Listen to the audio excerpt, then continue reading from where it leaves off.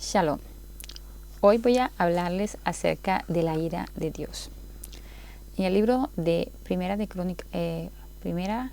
Crónicas encontramos la historia del rey David cuando decidió hacer un censo.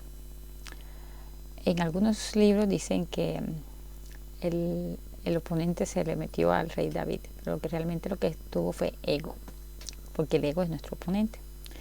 Entonces él por ego mandó a hacer un censo y le ordenó a Joab que hiciera un censo. Joab le dijo, eso no está correcto. Le mandó, ve a hacerlo. Entonces Joab, sabiendo que estaba haciendo algo errado, contó a todos los hombres que eran aptos para la guerra, exceptuando a los levitas y a Benjamín, la tribu de Benjamín. Y sucedió que después le trajo el reporte de cuántos había, vino el profeta Gad y le dijo al rey David: he recibido palabra del Eterno. Y él dice que está errado lo que hiciste y que tienes que escoger alguno de los siguientes 3 castigos.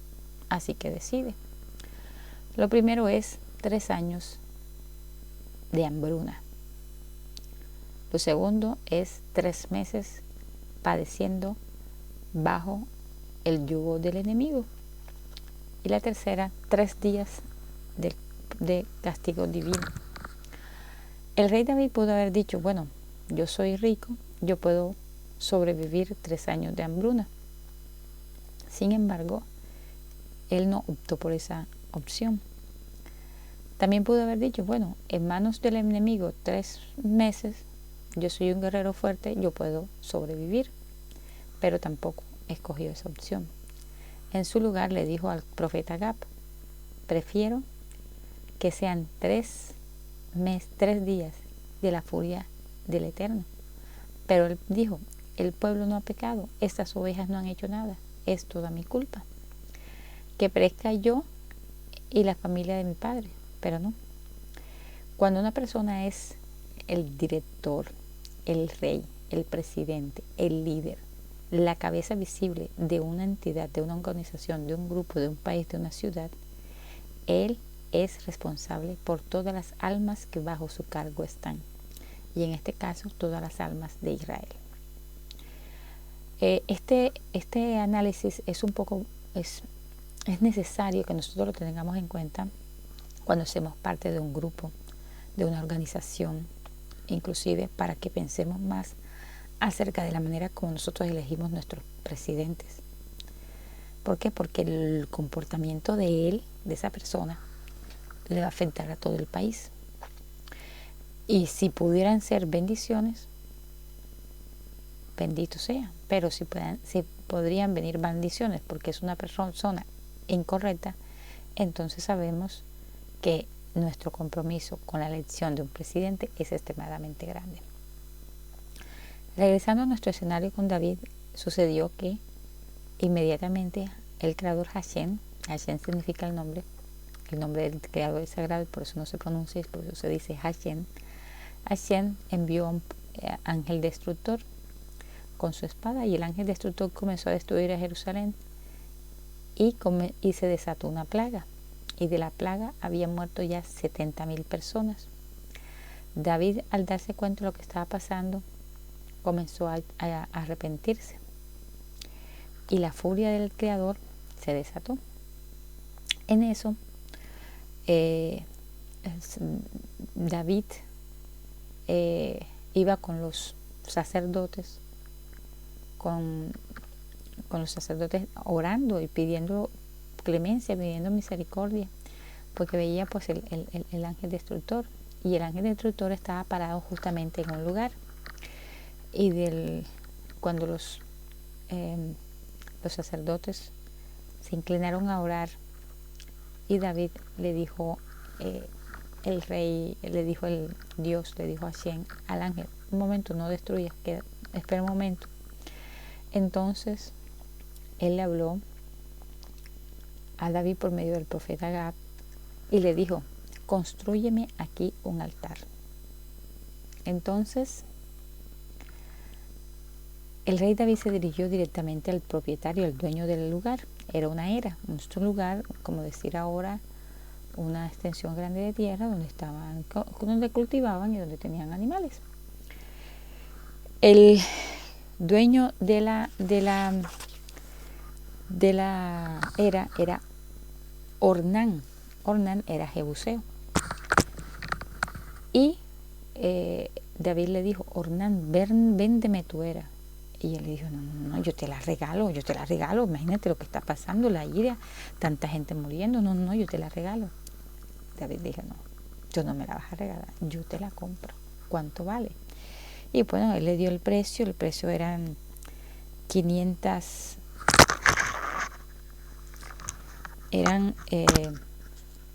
como 500 monedas de oro, una cosa así.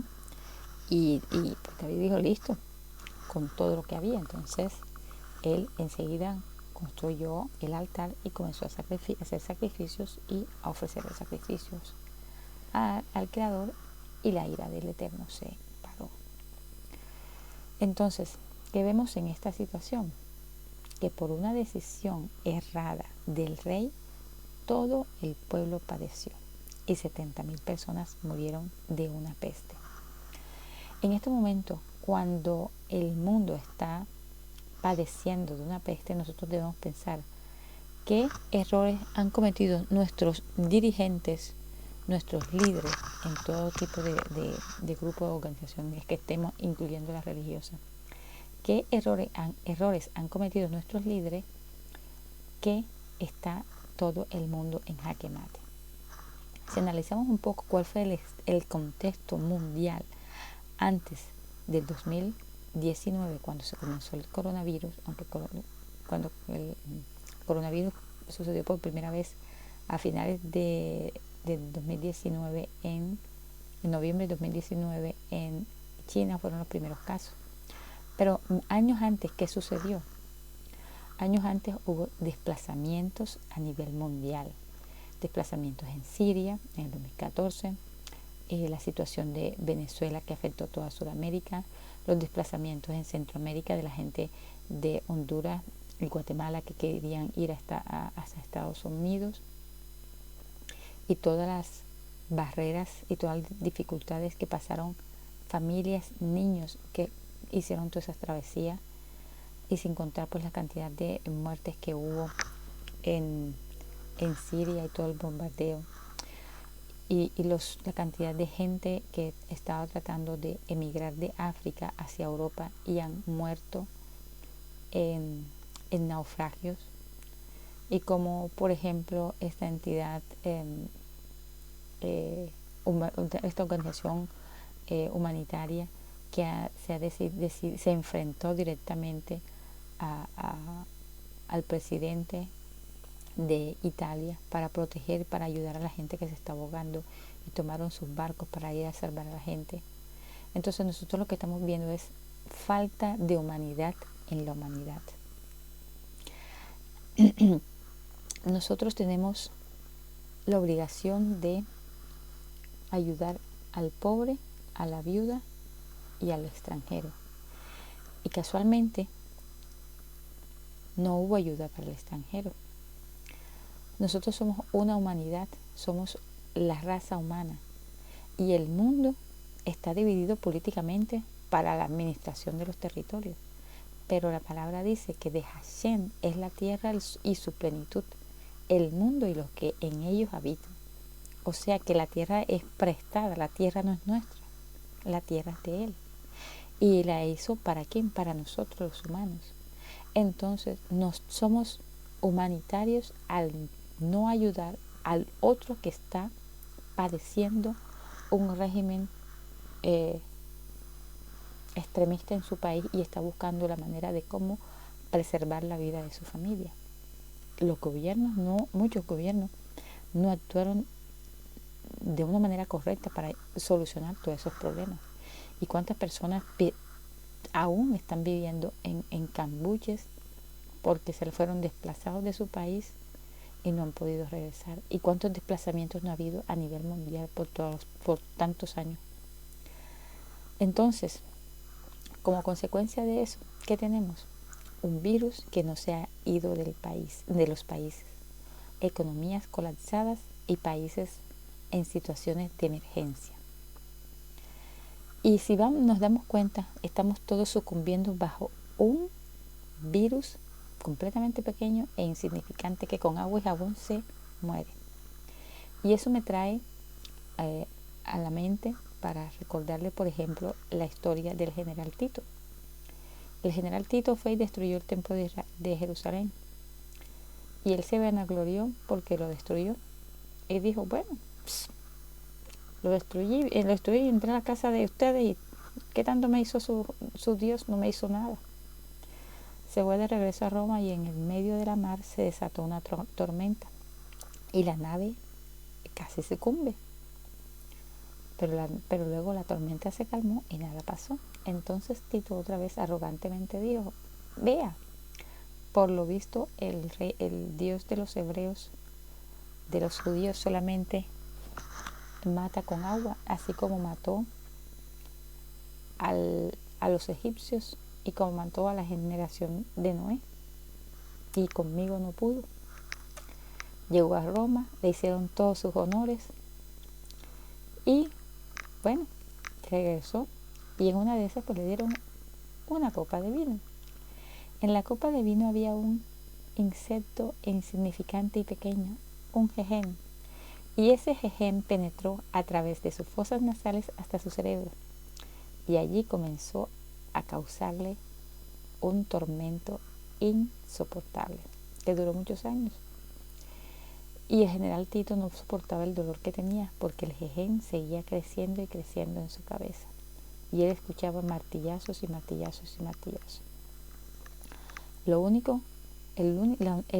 único sosiego que tuvo fue en una ocasión que pasó cerca de un herrero y al oír los martillazos del jején, al oír los martillazos del herrero, él dejó de taladrar en la cabeza de Tito. Y entonces dijo Tito, al fin tengo reposo. Contrató, dijo, bueno, mándenme herreros para que martillen todo el día al lado mío, para que se me quite el dolor. Y así fue. Cuando el herrero que iba era romano, le pagaban, pero si era judío, no le pagaban. No le paguen a este que no se merece nada. El jején después de un mes se dio cuenta, esto no es nada, yo voy a seguir martillando. Y siguió martillando en la cabeza y finalmente el general Tito murió del tumor que se creó en la cabeza. Le ordenaron una autopsia para ver qué había pasado y descubrieron que el jején se había vuelto tan grande como el tamaño de una paloma. Así murió el gran ego del general Tito. Mismo que estamos nosotros ahora padeciendo, situación similar que estamos padeciendo con algo tan insignificante y que nos tiene en jaque mate. Por eso es extremadamente importante que nosotros elijamos en nuestros países personas que tengan temor al Eterno. Cuando nosotros tenemos un jefe que no tiene temor al Eterno, él hace cualquier cosa. Cuando nosotros tenemos un presidente que no tiene temor al Eterno, cuando nosotros tenemos un líder religioso que no tiene temor al Eterno, eso es lo peor que te puede pasar. Huye de ahí. ¿Por qué? Porque es mejor no tener un líder, estar solo, interceder directamente tú, porque por eso lo podemos hacer, que tener una persona que nos traiga más desgracias que las que podemos tener nosotros en nuestro propio devenir de la vida. Entonces, regresando a la historia de David hizo el holocausto, hizo los sacrificios, se calmó la ira. Cuando tiempo antes de que sucediera eso, el Creador, Hashem, le había dado una profecía, le había dado una palabra a David, porque David tenía en su corazón que él quería construirle una casa para el Creador. O sea, yo vivo en una casa, en un palacio, y lo que tenemos es una tienda de reunión. Yo no puedo estar satisfecho con no tener una casa al Creador. Y el Creador le dijo, bueno, sí, el problema es que tú no eres el que vas a construir ese templo, sino un hijo que te va a nacer. al quien lo vas a llamar Salomón y que va a ser un hombre muy manso, o sea que no va a ser un hombre de guerra. Entonces, cuando sucedió lo de el pecado de David que generó el castigo divino, Salomón ahora aún era muy joven y tenía que esperar para que fuese rey. Entonces David todo ese tiempo lo que hizo fue recolectar todos los materiales necesarios, acumular la mayor cantidad de materiales necesarios para construir el templo. Pero de toda esta historia que tenemos, que ese lugar donde está el templo no era propiedad de ningún judío, no era propiedad de ningún israelita, era propiedad de Ornán el Jebuseo. Y en las escrituras está la historia y está la constancia de que se compró y que pertenece al pueblo de Israel. Igual como la historia que encontramos de la cueva de Macpela, que fue comprada por Abraham. Ahora, si nos damos cuenta, tanto la compra de la cueva de Macpela como la compra del lugar donde se construyó el templo, fueron dos eventos sui generis, dos eventos especiales. Sin embargo, el uno vino a través de castigo y el otro vino completamente sin ningún castigo, fue una bendición. ¿Qué pasó en los dos escenarios? De una situación de caos, el creador hizo una situación mucho mejor. ¿Por qué? Como dice la palabra, mis pensamientos no son tus pensamientos y mis caminos no son tus caminos. A nosotros nos tocó, a David le tocó seguir un camino difícil para llegar al final del propósito que tenía el creador. El propósito era ese. Pero como en el momento que se tenía que ejecutar la acción de la compra del terreno no tenía los méritos, vino por medio de juicio. Sin embargo, cuando se dio la compra de Macpela, no fue por juicio, sino que vamos a la historia. Cuenta en el Midrash que Abraham tenía 3 días de haberse circuncidado. Era un día extremadamente caluroso y él estaba esperando a quién pasaba para servirle. Y vinieron 3 ángeles, fueron los 3 ángeles que iban a destruir a Sodoma y a Gomorra. Entonces, él le ordenó a su hijo Ismael, ves y coge un animal, me lo faenas. No, el muchacho no pudo. Entonces, eso fue un año antes que naciera Isaac, o sea que el joven tenía 12 años. Y no pudo. Entonces, el mismo Abraham tuvo que ir detrás del animal. Y el animal se escapó. Abraham lo siguió y el animal se metió en la cueva de Macpela. Abraham entró y ahí se encontró luego, no sé exactamente si en ese momento o en otra oportunidad, cuando pudo, entró a la cueva y allí se encontró gran sorpresa. Estaba el cuerpo de Adán y Eva. Abraham esperó el momento propicio para comprar la cueva de Macpela e hizo la operación en público delante de todos y no habló directamente con el dueño, pero pidió intercedieran por él para comprar el terreno. De igual manera, como al rey David le dijeron que no, que se lo daban gratis, pero Abraham insistió y pagó. Ambas transacciones quedaron registradas en la Torá. Entonces vemos que tanto la cueva de Macpela fue comprada por Abraham, como el lugar donde estaba el templo fue comprado por David. Abraham tuvo el mérito de recibir ese lugar sagrado sin ningún tipo de conflicto, sin ningún tipo de tragedia, sin ningún tipo de caos. Entonces, todo lo que vivimos algunas veces para recibir una bendición es porque no tenemos los méritos. Cuando nosotros no tenemos los méritos, pasamos situaciones con mucha desaveniencia, pasamos enfermedades, tragedias, y al final del túnel es que vemos la luz y tenemos la bendición. Entonces, podemos escoger vivir una vida de tragedia en tragedia para recibir cada bendición, o por el contrario, tener los méritos, así como Abraham, para recibir las bendiciones sin ningún tipo de caos y tragedia. Entonces, si lo que estamos viendo en este momento en el mundo es tragedia, es porque al final de todo vendrán muchas bendiciones, pero primero tenemos que pasar, ¿por qué? Por el castigo, por no hacer las cosas, seguir las instrucciones que el Creador dio para vivir en este mundo. ¿Y dónde están las instrucciones para vivir en este mundo? En la Torá. Lamentablemente muchas personas no quieren seguir la Torá. Muchas personas tienen repudio a la Torá.